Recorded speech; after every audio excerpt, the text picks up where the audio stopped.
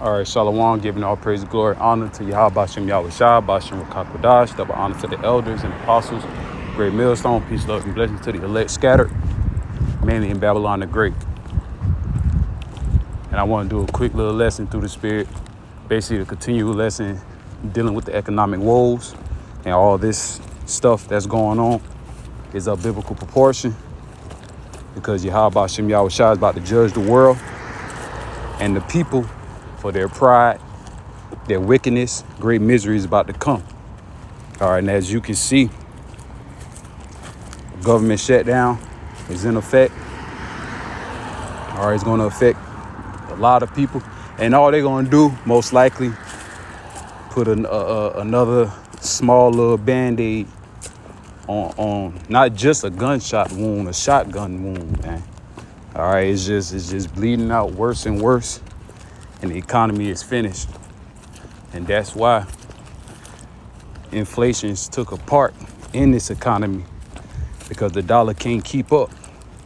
All right, the dollar is devaluing as we speak. All right, every day people got to understand that the U.S. debt clock is overpassing.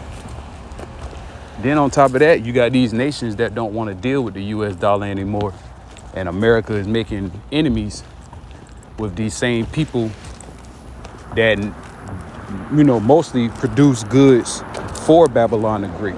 So that's going to put some type of tension towards those individuals as well. All right, like I said, you can read this for yourself. All right. So they post them. Oh, it says not. So it's going to be shut down for these couple of days as of yesterday, Wednesday. Yeah, Wednesday. Yeah, Wednesday, October 1st, it's shut down. All right, and just be prepared for what's about to come down the pipe. Because at the end of the day, it's only going to get worse as people are understanding and realizing now that Babylon the Great cannot be healed. According to Jeremiah 51 and verse 9. All right, this place, Babylon the Great, was destined and still is destined for death and total destruction.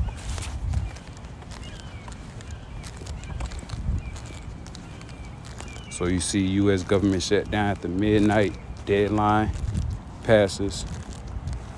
All right, and you see what's going on, and all that's going to do is just implement panic among the working class. All right, further putting, you know, debt and oppression upon you. But nonetheless, let's go into the chat GBT.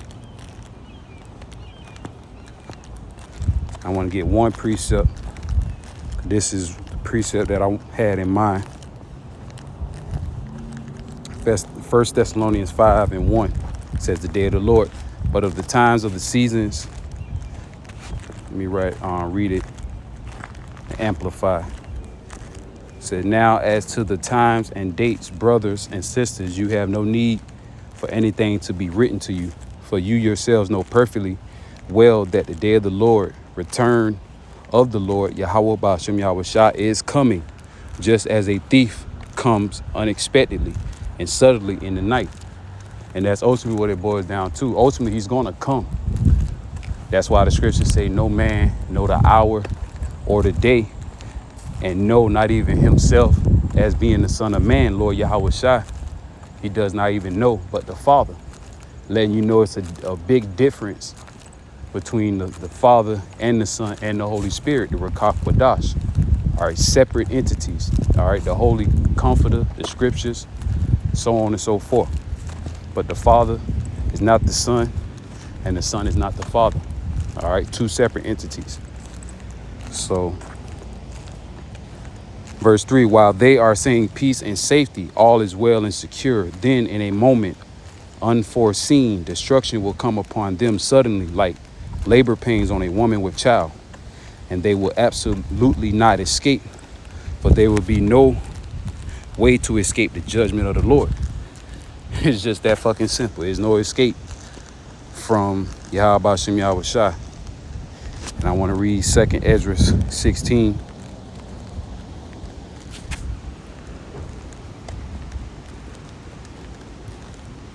and I believe 39.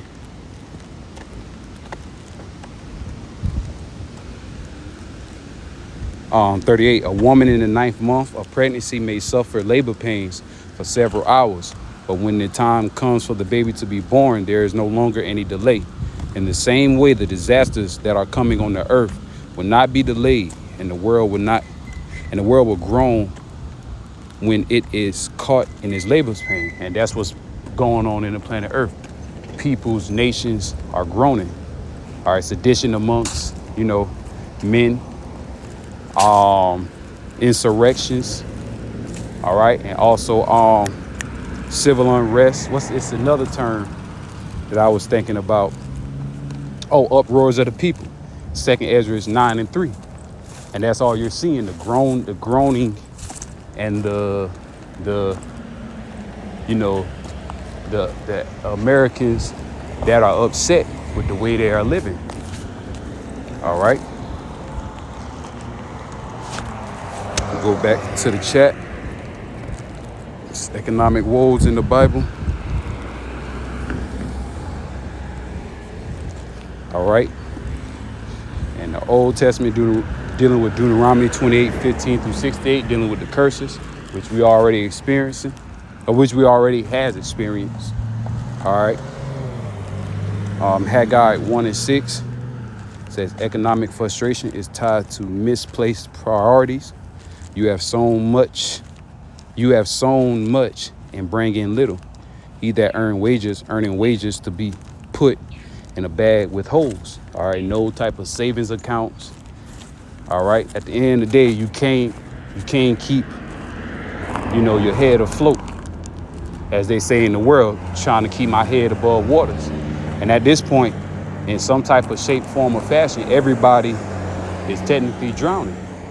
Because at the end of the day, these people want to live the American dream, but the American dream is squeezing the life out of them. It seems like the only way you can live the American dream, if you will survive the slavery and the oppression and the labors that you have to do for this system, for what you have to do for Esau Edom. All right, that created this work-based system and the Federal Reserve, the dollar, and all that. All of it is basically by corruption. All right.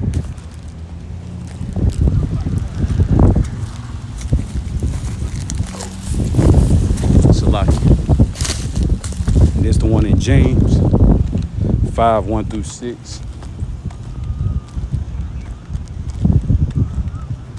It says, rebuke the rich who oppress laborers, hoard wealth, and live in luxury while others suffer, warning of coming disasters. James 5:1 through 6. And that's also what's happening now. The rich getting richer and the poor getting poorer. But sooner or later, it's going to be an all breakout, a civil war and unrest on Babylon the Great soil. That's why they're implementing the troops. It's a reason why these troops are being implemented across the, the states around different province-stricken and so-called crime-ridden, neighborhoods. But I'm gonna close out. Salakia.